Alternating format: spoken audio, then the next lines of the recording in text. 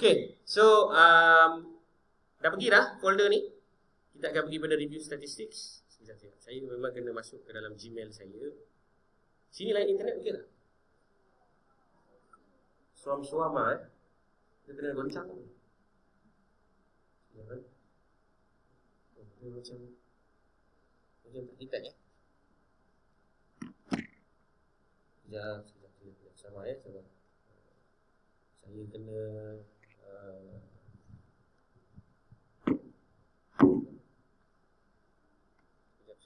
sekejap. Nak tulis lah. Siapa yang malas boleh tengok je. Okey, pertama bila kita cerita pasal statistik, saya dah beritahu tadi dia adalah tools Semua boleh nampak ini kita belajar macam belajar kat sekolah tapi lebih moden lah sikit. Jadi statistik dia adalah tool, secara umum dia melibatkan data. So bila tuan-tuan dan puan-puan cerita pasal data, you nak me speak in English or Malay okay. Saya kadang-kadang tak pernah cakap Melayu so saya bagi disclaimer So the data is actually being collected consists of several dependent and independent variables. Ini dipanggil sebagai variables Variables ini dalam bahasa lain dipanggil sebagai PU, bukan pencetus umah, tapi adalah pemboleh pandai Secara umum di peringkat awak akan belajar tentang dua jenis pemboleh ubah. Satu dipanggil sebagai IV, bukan IV drip, tetapi independent variable, ataupun nama lain dia kita panggil sebagai factor. Kemudian kita ada DV, ataupun nama lain dia kita panggil sebagai outcome. Setakat ni ada berapa soalan? Contoh saya bagi contoh. Saya ada satu independent variable, namanya adalah sosiodemografi. Apa maksud sosiodemografi? Data-data tentang peribadi manusia dan sebagainya lah kan. Data-data tentang sosioekonomi lah senang cerita Kemudian kita ada DV. DV ini adalah outcome. Sebagai contoh, pada hari ini saya akan buat satu kajian. Sekejap lagi ni saya akan buat kajian. Responden saya adalah tuan-tuan dan perempuan semua. Tuan-tuan dan perempuan akan menjadi responden saya untuk saya lihat tahap stres tuan-tuan dan perempuan. Tahap stres dan juga faktor yang berkaitan dengan stres ini adalah sosiodemografi. So saya nak tanya tuan-tuan dan perempuan, mana satu IV, mana satu DV? Tahap stres ni IV ke DV? Dia adalah dependent variable. Setakat ni jelas? Jelas ya. Apakah saya punya IV? Sosiodemografi. Pandai. Khalas So anda dah faham. Jadi kita boleh tamatkan segera Tengah hari dah boleh habis kelas. Betul ya? Okey. Jadi bila kita cerita pasal pemboleh ubah, itu yang penting lah. Ada lagi pemboleh ubah yang lain. Seperti pemboleh ubah kawalan. Yang ini anda tak belajar lah. Belajar kat sekolah pondok Dalam ni, ada tak yang dah ada PhD? Master? Ada. Tapi tak ngaku lah. Biasalah tu. Okey, degree? Ada. Tapi tak ngaku juga. Tak apa Yang mana yang tak ngaku tu, saya percaya adalah dalam ni Selain daripada pemboleh ubah kawalan, anda juga akan ada pemboleh ubah dipanggil sebagai co-founding. Co-founding. Dan last sekali adalah moderator. Kenapa saya kata siapa yang dah belajar tu? Sebab nanti kalau anda belajar lebih peringkat lebih tinggi, anda akan banyak lagi gunakan variable-variable yang lain. Okey, setakat ini jelas Selepas kita dah dapat data, yang kita akan collect sekejap lagi, kita akan collect dua data. Betul tak? Satu dinamakan sosiodemografi. Satu lagi kita akan collect satu data yang dipanggil sebagai stres. Stres ni saya rasa kalau anda pernah bertugas di pejabat kesihatan, kita ada DASS. Pernah dengar? Dia ada DSS 21 dengan DASS 42. Betul tak? Kawan-kawan rehabilitasi pernah dengar? Pernah kan? Sebab you all pun banyak yang bertugas di KK kan? Betul? Tak Oh banyak di klinik di hospital. Hospital lah dan pusat rehabilitasi. Siapa daripada pusat rehabilitasi Ceras? Hospital Ceras. Ada? Ada? Tak ada Ada, tapi tak ngaku Banyak yang tak ngaku. Ada seorang di abang kita ngaku Bagus. Okey, sosiodemografi adalah kita punya IV dan stres adalah kita punya DV. Jadi, bila kita bincangkan pada pagi ini tentang apa itu data, data ini akan datang dalam beberapa bentuk. Bentuk data ada 4 secara umum yang dibentangkan oleh ulama-ulama research lah ataupun statistik. Pertama dinamakan sebagai nominal. Pernah dengar kan? Pernah dengar ke tak pernah dengar? Ke ini first time dengar? Pernah Nominal adalah data-data yang dipanggil sebagai data categorical. Doktor-doktor dekat hospital dia akan kata ini categorical data. Contoh nominal ni, dia tidak ada nilai-nilai nombor. Itu anda kena ingat. There is no absolute number. Ataupun kita panggil sebagai arbitrary zero. Tidak mempunyai makna lah pada nombor Jadi dengan contoh yang senang, kita bagi contoh EG. EG ni example lah gender. Gender. Tahu gender? Gender dalam bahasa lain kita panggil yang berkenaan lah. Saya tak boleh sebut nama tu nanti kan nampak macam lucah pula video ni. So gender ni terbagi kepada dua. Satu M, satu F. M ni adalah stand for male, F adalah female. Saya harap anda jelas. Yang kedua adalah ordinal. Ordinal ni dia adalah data kategori juga. Dia sama je. Dia adalah categorical data, tapi dia ada order. Beza dia dekat yang nominal dengan ordinal, dia ada order. Dia adalah kategori juga, categorical, tetapi dia ada order. Contoh dia paling senang seperti kalau anda dapat tempat pertama dalam larian hari sukan. Anda dapat pingat apa? Pingat emas. Contoh macam pingat emas, perak, lagi gangsa. Selain daripada itu, anda juga pernah cakap tadi perkataan DASS, betul tak? DASS ni dia ada skala, betul? Skala dia 0, lagi 1, 2 dengan 3. Pandai betul. Ini adalah contoh DASS. Jadi apabila anda jawab soalan DASS, dia suruh tanda 0, 1, 2, 3. Ini dipanggil skala yang dikatakan ordinal. Data yang saya maksudkan ini adalah data, dan yang saya sedang cerita ni adalah skala pengukuran. Skala pengukuran. Skala pengukuran ini dalam bahasa Inggeris dipanggil sebagai scale of measurement. Scale of measurement. Okey, setakat ni jelas? Boleh follow? Okey, lepas ordinal kita ada the next one yang dipanggil sebagai interval. Interval Interval adalah data selang. Contoh data selang ni nak bagi faham, dia adalah data yang tidak boleh dinisbahkan. Tak boleh dinisbahkan. Okey?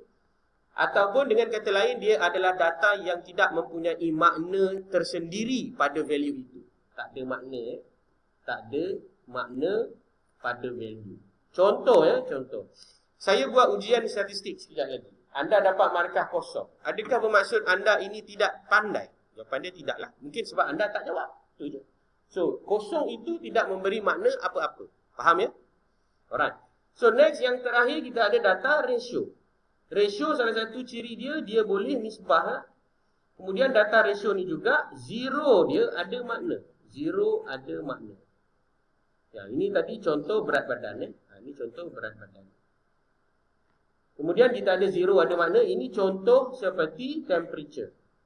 Temperature Temperature saya nak tanya, kalau kosong maksudnya beku ke tak beku? Beku kan? Kereta kalau kosong kilometer sejam, maksudnya kereta tu bergerak ke stop? Jadi kosong tu ada makna. Ma makna fi hazil zero? Zero means not moving lah. Macam tu. So zero tu ada makna. Setakat ni jelas tentang skala? Betul. Now kita nak pergi kepada the ultimate of our discussion, which is kita nak kumpulkan data. Lepas tu kita nak buat ujian descriptive statistics. Saya cuba cover sebanyak yang mungkin untuk anda punya kuliah ni. Jadi kalau saya agak tercepat ataupun terbanyak mengajar, anda dapat kontrol saya lah supaya anda tak apa nama ni? Tak berkicap lah kita panggil dalam bahasa lain berkicap. Descriptive. Descriptive data analysis adalah salah satu ujian yang paling asas. Selagi you tak buat kajian deskriptif, maka tak betul lah kepada step yang kedua. Sebab kita ada dua jenis statistik yang kita akan belajar. Satu deskriptif, satu lagi adalah inferensi. Inferensi dengan nama lain dipanggil juga sebagai inferential statistics ataupun ujian hipotesis. Pernah dengar semua benda-benda ni? Tak pernah dengar Okay, kalau tak pernah dengar, saya akan tukar color lah. Sebab saya akan emphasize benda-benda ni sekejap lagi Baik, kita pergi yang pertama. Namanya adalah descriptive statistics. Hari ini kita akan belajar tentang descriptive statistics seperti berikut. Pertama, anda akan belajar tentang MCT ataupun dipanggil sebagai measurement of central tendency. Measurement of central tendencies. Maksud dia apa? Pengukuran kecenderungan memusat. Pengukuran kecenderungan memusat. Makin lama makin tak faham ayat Mamat ni tulis Betul. Tak apalah. Yang penting anda tahu je maknanya. Yang kedua dipanggil sebagai MD, bukan medical doctor, tapi measurement of dispersion. Dispersion ini nama lain dia adalah serakan. Kemudian dalam deskriptif juga kita akan belajar tentang normality. Apa dia? Normality. Normality terbahagi kepada dua cara nak uji normality. Satu secara grafik dan satu lagi adalah secara statistik.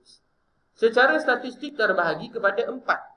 Ianya dinamakan sebagai ujian skewness ataupun nama bahasa lain dipanggil ujian kepencongan. Yang kedua dinamakan ujian kurtosis. Kurtosis. Ini adalah ujian kepenyekan. Kemudian kita ada lagi dua statistik yang anda pernah dengar lah dekat dalam kuliah atau tak pernah dengar. Pertama dinamakan Kolmogorov-Smirnov. Pernah dengar? Tak pernah dengar. Dan yang seterusnya dinamakan sebagai Shapiro-Wilks. Shapiro-Wilks. Tak apa, ni nanti anda akan berkenalan lah dengan mereka. Kemudian kita ada kaedah grafik. Kaedah grafik ni ada banyak lah. Antaranya adalah histo. Histo apa? Historical data. Apa? Histogram. Pernah dengar? Histogram. Kemudian anda akan belajar tentang box. Box apa? Boxing. Boxer. Bukan? Box plot. Box plot. Kemudian ada lagi lah stem and leaf dan lain-lain. Nanti kita akan nampaklah benda-benda yang berkenaan. Itu adalah ujian normality. Apakah itu ujian normality? Kita nak tahu sama ada data-data numerical kita ataupun data-data yang dalam bentuk interval atau ratio. Data-data interval atau ratio ni, kalau anda pergi balik kepada nota saya yang sebelum ni saya cakap, dia ada dua jenis kan? Satu dinamakan sebagai interval, satu lagi dinamakan sebagai ratio. Betul tak? Kedua-dua I/R ini adalah data skala, data skala. Ataupun dalam SPSS dipanggil sebagai scale data. Ataupun ada setengah-setengah doktor perubatan yang akan kata continuous measures lah. Continuous data. Maknanya data nombor lah, senang cerita. Data nombor. Data atas ni kategorikal nombor juga. Tapi dia nombor ada urutan. Tapi dia tidak memberi makna ujian. Kemudian kita ada data kategorikal. Data kategorikal ni tak ada nombor lah. Contoh saiz baju, saiz tudung, warna kulit, apa lagi? Warna baju, warna stokin dan lain-lain. Itu adalah benda yang tidak ada nombor. Selepas kita ada MCT, MD, normality, kita ada juga ujian reliability. Reliability ni anda pernah dengar ke tidak? Ujian untuk menentukan penentukuran ataupun dipanggil sebagai reliability test lah. Reliability test ada 4 jenis. Yang pertama sebagai inter-rater. Inter-rater reliability test, internal consistency. Kemudian kita ada inter-rater, internal consistency. Kita ada parallel form. Dan last kali kita akan ada test and retest. Ini teori lah, ni teori. Kalau anda dah mula bosan dengan teori ni, maka objektif tu tercapai. Betul. Dia memang akan bosan sebab tak faham. Betul tak? Sebab kita dengar je. Apa benda, apa dia cerita. Cepatlah habis. Okey. Dah habis kita cerita pasal MCT, dah habis kita cerita pasal MD, dah habis kita cerita pasal normality, dah habis kita cerita pasal reliability. So next kita akan terus buat dia punya pengamalan. Dah bersedia? Kalau belajar je kita tak buat amalan, nanti kita lupa. Alright, kalau dah sudah, saya akan pause dulu video.